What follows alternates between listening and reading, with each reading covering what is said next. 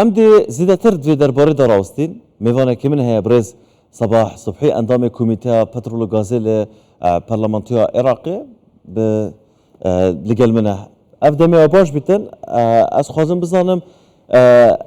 اف هور بینیا هتا کرن یعنی کنگی دی اف 700 میلیارد دیناره بچه میکانیزم بو هرما کردستان هتا هنارتن سلااو لە بەڕێزت وە لە گەشت بینەرانی کوردستان بیستار بەڕاستی ئەم بابەتە پێویستی بە ڕێکاری یاسایی هەیە و تعلیماتی نوێ هەیە بۆ ئەوەی چۆنیەتی وەرگرتنی ئەم 700 میلیارد دینارە وا دیارە ڕێکاریەکان هەمووی ڕۆتینیە دەست بەجێ بەپێی بڕیاری ئەنجومەنی وەزیرانی ئەمڕۆ ئەم بابەتە دەچیتە بواری جێبەجێکردن بۆ بەیانی و بەپێی ئەو تەفاسیلانی کە بەڕێستان باستان کرد لە بانقی ڕەشید و لە بانقی ڕافدین و لە TBI دەست پێ دەکەن بە پێدانی قەرز بۆ ماوەی 3 مانگ بۆ گەشتن بە شایستە داراییەکانی موچەخۆرانی هەرێمی کوردستان و شایستە داراییەکانی هەرێمی کوردستان بە تایبەتیش لێرەدا دەبێت بزانین کەەوە ئەو دەستکەوتە لە سێ هۆکاری سەرەکی بەهۆی سێ هۆکاری سەرەکی دروست بوو یەکەم هەوڵ و کۆشی ڕێزدار سەرۆکی حکوومەت بەڕێز مەسعود بارزانی کە سەردانی بەغدای کرد و دەستکەوتێکی گەورەی بەدەستهێنا دووەم ئەو یەک ڕێزیە بوو لە ناو ماڵی کورد لە بەغدا کە گشت لایەنە سیاسیەکانی کوردستانی ئەم بابەتە لەلایەن بابەتێکی هەستیار بوو و دەستیان کرد بە جوڵەیەکی زۆر باش لە ناو پەرلەمانی عێراقی و بووە هۆی دەرەنجامێکی باش و سێەم ئەو خۆراگریەی خەڵکی کوردستان بوو ئەو موچەخۆران بوو بۆ ئەو سەبر و تەحملی کە دەریان بڕی بۆ ئەو ماوەیە بەداخەوە وا دیارەکەوە بابەتی سیاسی تێکەڵی قوتی خەڵک بووە لە 2014 تاکو ئێستا بەڵام ئەم بابەتە نابێ ئەوها بە شێوازێکی کاتی چارەسەر بکرێ بەڵکو پێویستی بە چارەسەرکردنێکی بنەڕەتیە بەڕێگای هەموارکردنی یاسای بودجە ئەویش لە سەرەتای ساڵی داهاتوو دەست پێ دەکا و پێویستە کارێکی جدی لەسەر بکەین ناکرێ ئەمە هەر لە دڵە ڕاوکێ بین بۆ ئەوەی کە ئایا موچەی موچەخۆران دەنێردرێت یاخودنا ئێستا هەموو کارە ئیداریەکان زۆر باشە هاتووە هەموو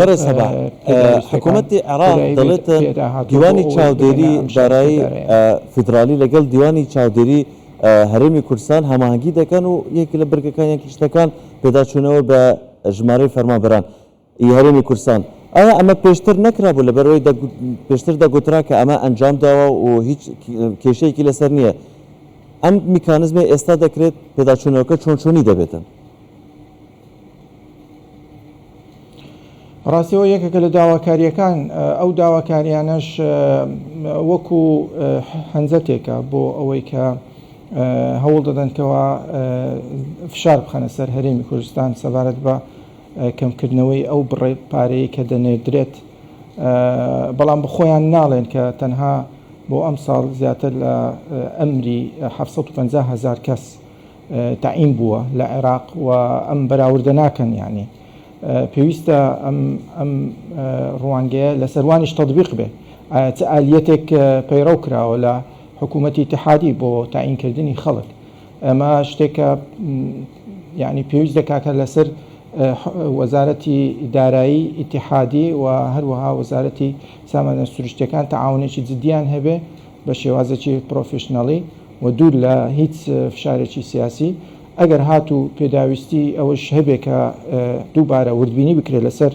قایمەی فەرمانبەران ئەوە کێشەی نییە هەرێمی کوردستان خۆشبەختانە وەفدی دانوستانکار هەموو ئەو دۆسیانەی کە پێویست بوو بۆ ئەنجامدانی یاسای بودجە پێشکەشی کردووە و لە دەمیانی پێشکەشکردنیشی دەستخۆشی وەرگرتووە لەلایەن سەرۆک وەزیرانی ئیتیحادی بەڕێز محەممەد شایع سوودانی ئیشادە کراوە بە ئەم داتا وردانەی کە پێشکەش کراوە چ لەلایەن ڕقابەی مالی بێت چ لەلایەن وەزارەتی دارایی بێت چ لەلایەن وەفدەکە بێت لە بواری کەرتی نەوت و گاز ئەمانە هەمووی پێویستە لەسەر حکوومەتی اتحادی کە ڕەچاوی ئەم تعاونە جدیە بکەن لەلایەن حکوومەتی هەرێمی کوردستان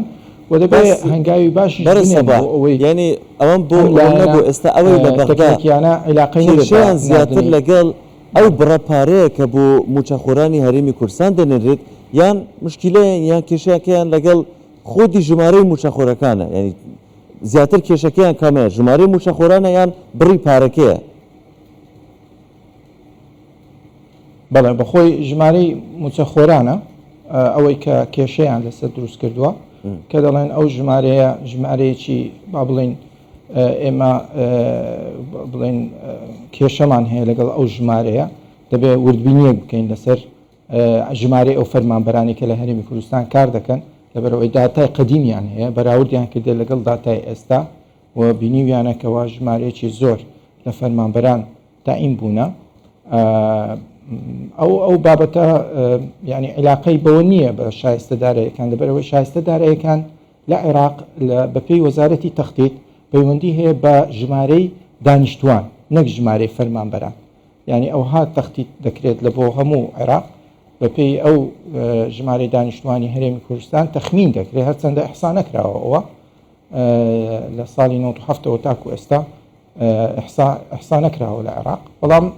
ئەو تەخمینە کە دروست بوو بەرەبەرە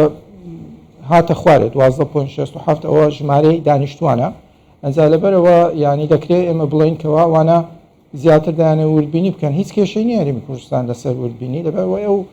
پرۆسەی تائینا زۆر بە شەفافانە دروستکرایە پرۆسەی یاسای چاکسازی هەیە لە هەرێمی کوردستان زۆر ڕێکاری جیاجیا هەیە کە لەناو حکوومەتی اتحادی ئەو شتانە نییە ئەنجا هەرێمی کوردستان بە تەسەوری خۆم لە بواری ئەو داتایانە زۆر بەڕاشکاوانە پێشکەشی دەکا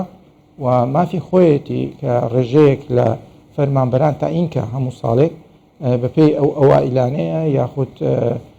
بەپێی عقودەکانە عقودی ساڵانەیە تەزدیدی عقودی ساڵە هەرچەندە ئەو پرۆسانە لە مابێ ڕاوەستاوە بەڵام ئەوە شتێکە مافێکە لەناو هەموو